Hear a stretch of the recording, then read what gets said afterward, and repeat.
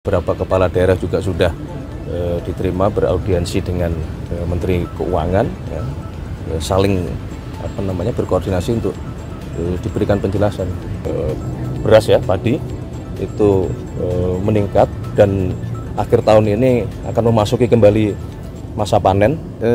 Sebenarnya pertemuan rutin sebagaimana setiap minggu, ya. Kadang-kadang hari Sabtu, kadang-kadang hari Minggu. Jadi di setiap waktu kosong Bapak Presiden kemudian memanggil para menteri. Memang malam ini lumayan lengkap karena Bapak Wakil Presiden juga berkenan hadir. Kemudian ada beberapa Menko dan beberapa menteri terkait.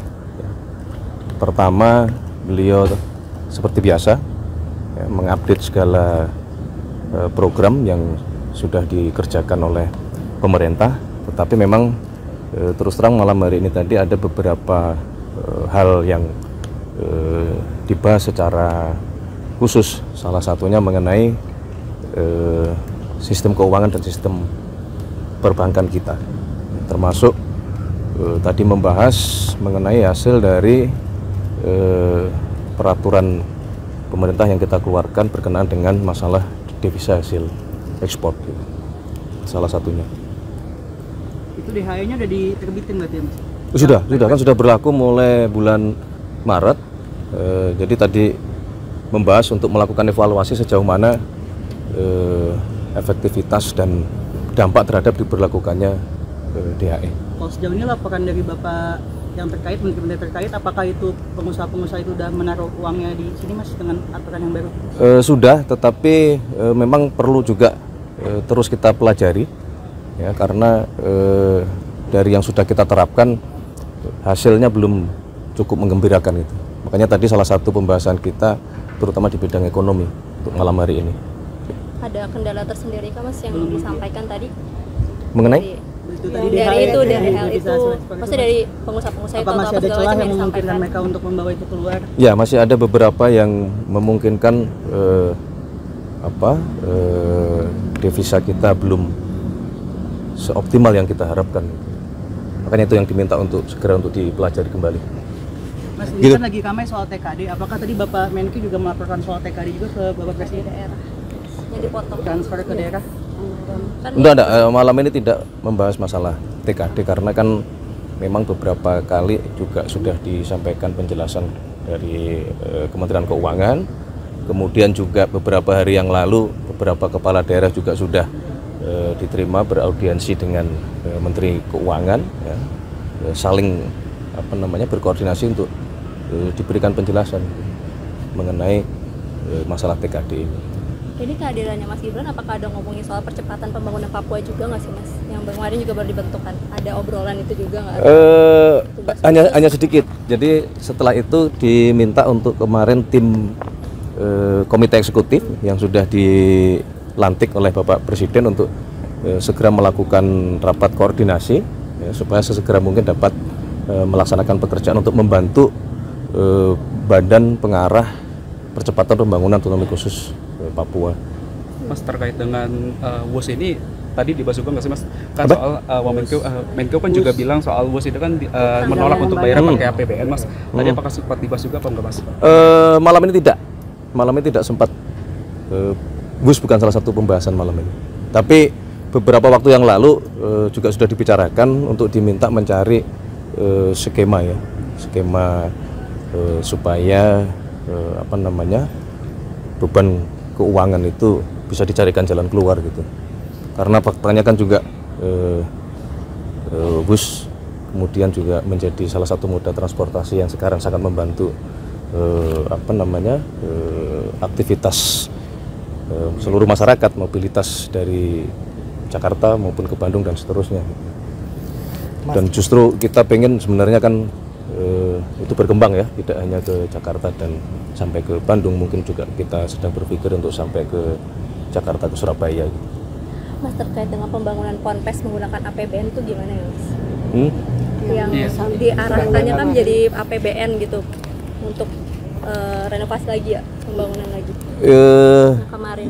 Ya, pasca kejadian kemarin kan kemudian muncul beberapa pemikiran ya. Salah satunya adalah tadi mungkinkah pembangunan pondok pesantren itu bersumber dari pembiayaan dari APBN, tapi memang semua sedang kita pelajari ya, karena kan itu berkaitan dengan masalah jumlah, kemudian juga berkaitan dengan masalah perkembangan, apakah kemudian pondok pesantren yang sekarang eksis yang menjadi prioritas, ataukah ke depan misalnya ada pembangunan pondok-pondok yang baru. Nah, itu sedang dicoba dipelajari ya. Yang penting adalah pasca kejadian kemarin Bapak Presiden memerintahkan kepada kita semua untuk sekali lagi melakukan pendataan, menginventarisir, terutama yang berkenaan dengan masalah keselamatan itu harus menjadi prioritas utama gitu. Jadi memang Kementerian PU diminta untuk melakukan cek ke lapangan ke setiap pondok pesantren untuk memastikan bahwa bangunan-bangunan fisik itu betul-betul terjamin keamanannya gitu, supaya tidak terjadi lagi kejadian seperti kemarin di Sidoarjo. Mas, infonya kan Bapak Presiden tengah malam ini akan bertolak ke Mesir, itu apakah betul Mas untuk menghadiri KTT soal Gaza Mas? Summit proposal itu. Ya, jadi malam hari ini selain memang rutin Bapak Presiden setiap minggu mengadakan rapat koordinasi dengan menteri-menteri terkait, juga malam hari ini tadi Bapak Presiden menyampaikan kepada kita semua bahwa kemarin secara khusus beliau mendapatkan undangan, memang juga agak mendadak kalau dari sisi waktu, tetapi bahwa undangan tersebut betul-betul memohon kesediaan kehadiran dari Bapak Presiden Prabowo, karena itu bagian dari kelanjutan perundingan yang semoga insya Allah itu bisa membawa perdamaian di Palestina dan terutama di Gaza gitu. Jadi tadi Bapak Presiden menyampaikan kepada kita semua bahwa untuk menjaga hubungan baik, dan itu bagian juga dari ikhtiar kita selama ini, maka Bapak Presiden memutuskan untuk menghadiri undangan tersebut gitu. Agendanya apa aja Mas? Apakah hanya diskusi aja atau nanti akan ada penandatanganan perjanjian kesepakatan itu gitu Mas? Secara detail kita tadi belum mendapatkan update, baik terutama juga dari Bapak Menlu, karena kadang ada pertemuan itu yang sifatnya terbuka, juga ada juga pertemuan yang kadang-kadang sifatnya tertutup gitu.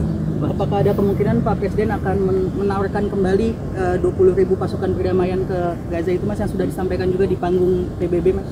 Menurut kami kalau memang kemudian terjadi kesepakatan yang konstruktif ya, tidak menutup kemungkinan arahnya akan ke sana.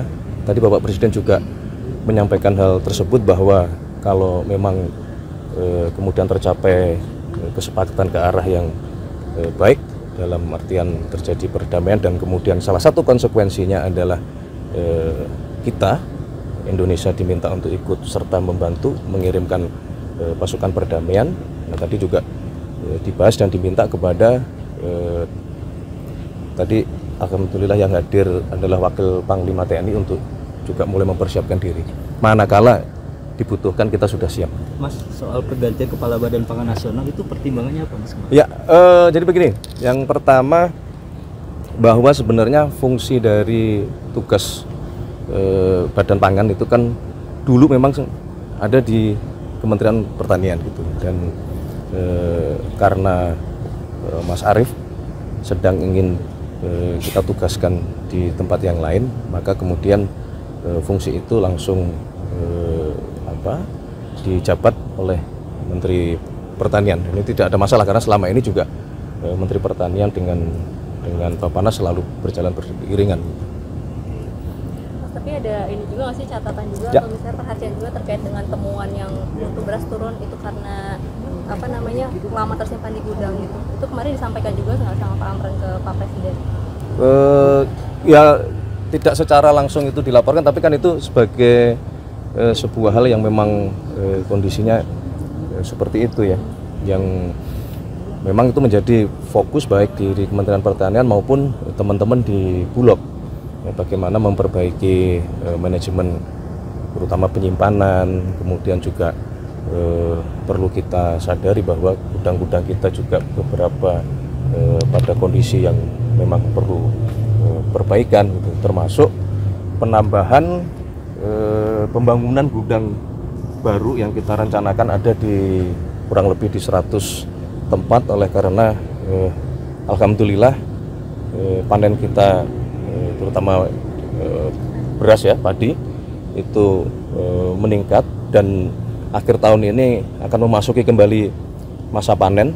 Jadi kita harus mempersiapkan gudang-gudang penyimpanan yang baru gitu.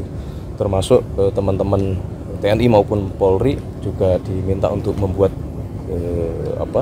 gudang-gudang inovasi lah, termasuk kami juga berkoordinasi dengan Mendagri ya, untuk kemudian berkoordinasi sampai ke level kepala desa ya, di mana sentra-sentra penghasil pangan untuk kita galakkan kembali seperti dulu. Kita harus punya lumbung pangan atau lumbung padi di setiap desa masing-masing, sehingga kita betul-betul mandiri pangan. Mas, ada usulan dari Komisi 4 supaya Bulog ini statusnya dinaikkan menjadi KL gitu, bukan Perum aja. Nanti kita kaji ya, betul. nanti kita kaji dulu ya. Yang pasti adalah Bulog terus kita perbaiki, dan alhamdulillah kan kemarin dalam sejarah salah satu pencapaian yang tertinggi serapan dari Bulog, dan minggu lalu juga sudah diputuskan bahwa Bulog diberi tambahan pendanaan supaya mengantisipasi kalau produksi kita melimpah baik beras maupun jagung, supaya itu juga bisa diserap oleh Bulog. Intinya adalah kita betul-betul mari semua kita kerja keras untuk memastikan yang paling utama adalah pangan dulu. Ya, kalau pangan kita aman, perut aman, selebihnya insya Allah aman. Soal bola Mas. Aduh. Evaluasi dari Bapak Tadi malam mainnya luar biasa bagus sebenarnya, tapi memang mungkin nasib belum berpihak gitu. Kita coba lagi ya. Evaluasi dari Bapak Presiden. Kita evaluasi, kita perbaiki lagi, jangan patah semangat, terus jangan pernah lelah untuk mencintai timnas Indonesia kita. Terima kasih semua.